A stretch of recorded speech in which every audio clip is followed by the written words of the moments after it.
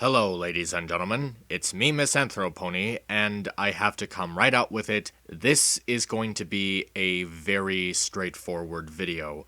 I recently saw a disgusting display of ignorance this week, and it's the type of ignorance that needs to be addressed. For those of you who forgot all about them, there was a duo of Brony analysts who went by the name of Cake Standard and Phantom Horn. They starred in their own series known as Two Best Brothers Bitch About Ponies, where they basically sat in front of their microphones and did commentaries on the newest episode of MLP. Personally, I didn't really think much about their content as it wasn't really presented in a way that was interesting. But at the time, I did understand the appeal behind their content. At the time, they were bringing something unique to the analysis community that not a lot of people have thought of. It was a simple miniseries, but there was something about its simplicity that gained it its own fanbase, thus becoming a huge part of Brony analysis. But after Season 5, their content was starting to dwindle until eventually it just stopped. I'm not even exaggerating when I use these choice of words. These two just disappeared from the face of the fandom without an explanation. Eventually, it was discovered that the two decided to split up, although they still stay in contact with each other, and they've been working on their own individual YouTube channels. Phantom Horn, who became Ben Saint, who was a member of the Horseshoe crew, eventually joined the Pro Crastinators crew,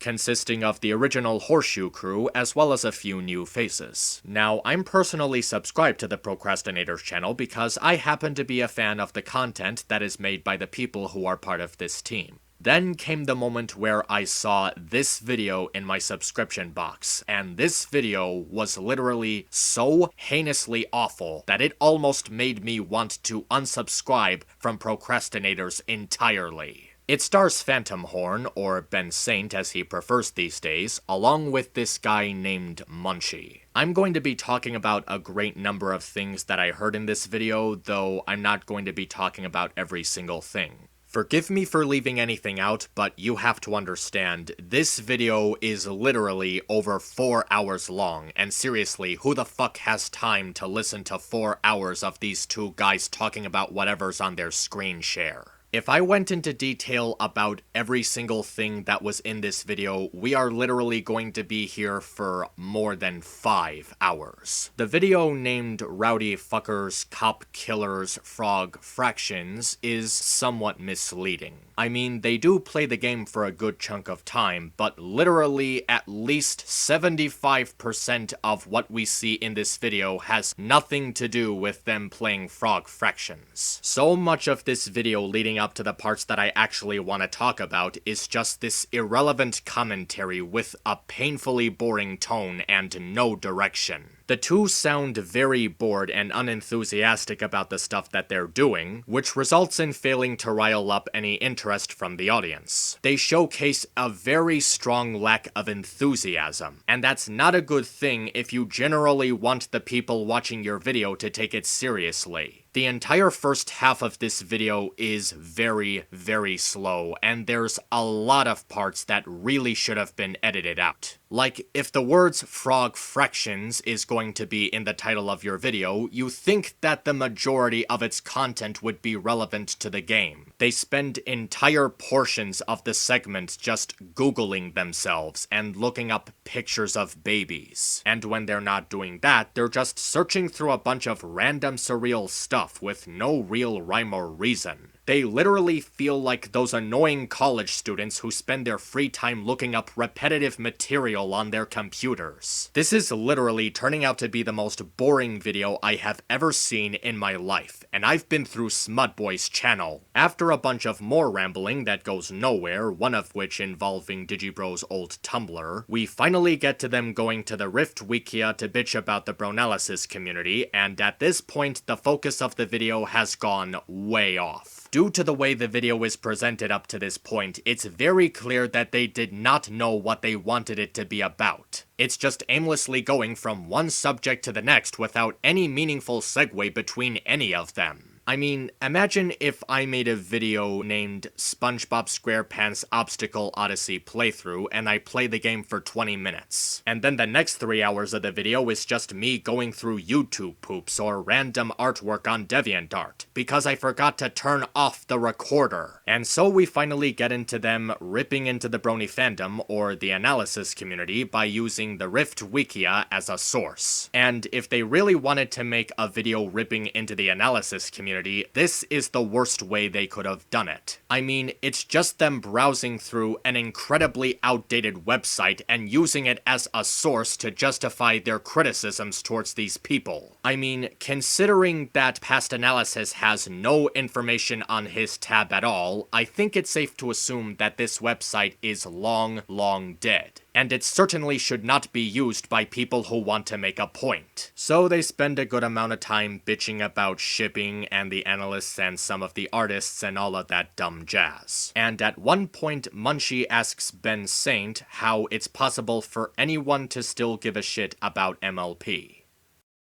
Ben, how is it There's nothing I hate literally possible to still give a single shit about My Little Pony? How? I don't know. I don't fucking know.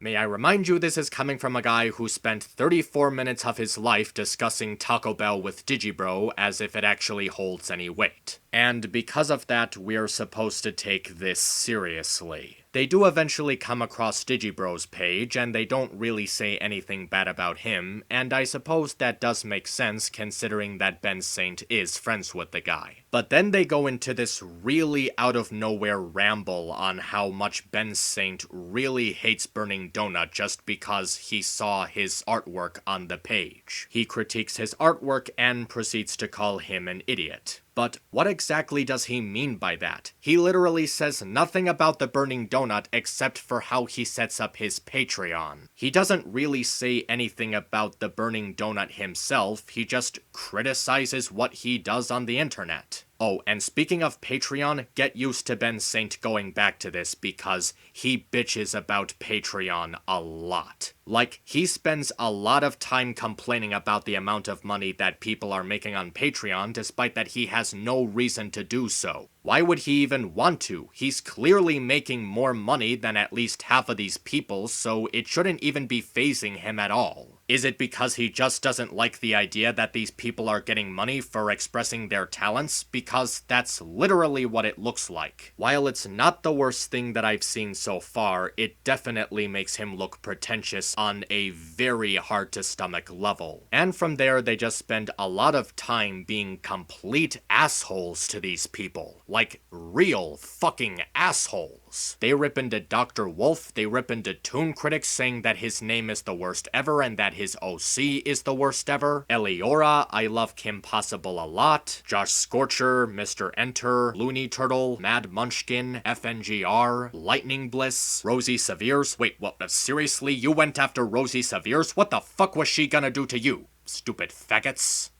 You know, I don't even have a problem. I don't have a problem with this guy because he's a kid. Like, I'm not blaming him. I'm not blaming him for being terrible and being useless and for him being worthless and for his content being shit. I'm not blaming him for any of that. Then why the fuck are you wasting your time criticizing him? Now, I understand there are a lot of people who like and dislike these analysts for different reasons. But the way that Ben Saint is doing it, he really doesn't give us a lot to work with. Like, the way that he just kind of slurs on his sentences as he talks about these people really makes it seem like he doesn't know much about them at all, which, right from the bat, doesn't make him very resourceful for this topic. Oh, and they also claim that Mr. Enter doesn't have a Pony OC, despite that he actually did have a Pony OC that was featured on a video at one point, and it was also featured on a thumbnail. And at this point, I was just really starting to get bored. Like, I can't say that I'm getting upset with this video, it doesn't piss me off, it's just so boring, it's just really, really meh. And so they start talking about Vita, and at some point they go to his channel. I I don't know what these videos are. Oh, he's got a little fucking video of him with a keyframe and puzzle. Oh, fucking keyframe. Oh great, this dick is gonna start talking about keyframe. I wonder how this is gonna go. Let's fucking talk about keyframe. just some fucking girl, just some useless girl who comes in with nothing. Some KFC sex some slut. KFC sex slut. She comes in with like one drawing of an OC. Oh ho ho, way to show us how you're willing to look down on people, Ben. Personally criticizing Keyframe and mocking her Patreon. I seriously cannot figure out how it's gonna get any worse from there. She comes in, she's there for like a week, she makes like one video, and then on with the waterworks, on with the fucking, oh no, suddenly I'm really poor and my family is abusing me, and oh no, my life is ruined, oh, somebody help me. And then they do, and then fucking a dozen people pledge to her Patreon, get her like, I don't know, like $100 a month or something, and probably they fucking give her money to like, I don't know, she's got a bunch of money, and now she's, man, for a while there, fucking Keyframe was making more than on Patreon than me, and it fucking ate at me. It like ate at my heart. It ate at my fucking heart because she's useless. Yet it can it? Alright, he clearly knows that the keyframe movement was a thing, and yet he's talking about it like it was just a complete scam, despite all the evidence pointing out that it's not. Bro, I can understand your detachment from the Brony fandom in recent years, but you are really starting to trend on some thin ice here. What? This is another person who like Keyframe, because she had like a sad tear jerky like, oh, I feel so bad for myself fucking moment with Dr. Wolf. I'm pretty sure this person got like, I don't know, some fucking money out of it too or something. Play that again. Like Keyframe, because she had like a sad tear jerky like, oh, I feel so bad for myself fucking moment with Dr. Wolf. I'm pretty sure this person got like, I don't know, some fucking money out of it too or something. Okay, it was bad enough for you to mock that situation once, but twice? You seriously had to go back to it twice? You know, I was going to do some kind of over-the-top yelling or some kind of really angry facial expression in order to show you how upset I am with you right now, but there are no words. There are no facial expressions that could possibly capture how pissed off I am right now. The only thing that could possibly and appropriately represent how pissed off I am right now is this one clip from Injustice: Gods Among Us.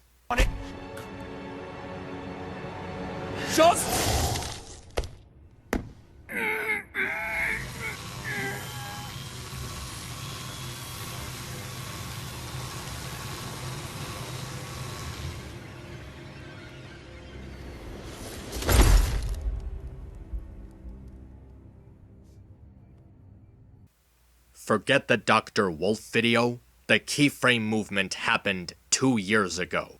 And that's not including the 10 years prior where she was struggling to not get killed by her mother or worse. The only reason she's still alive is because by some miracle, her shitty father is a slightly less shitty person. If you still think that any of us were making this up while it was happening, I still have that video that was uploaded on the Crastinators channel saved onto a flash drive in my room before it was put as unlisted or private. I can mail it to you whenever I can, provided that I have permission from Keyframe or Will. I'm sorry, I am not gonna fuck around here, okay? I am just not. This is a very, very, very, very, very touchy topic. To this day, I still have a hard time looking back to it. And I'm sure that a lot of people have a hard time looking back to it too, because it was that bad. The heartache, the trauma, struggling to keep my mind together, listening to all of those horrifying stories, and you had to go ahead and do something heinously insensitive. Where the fuck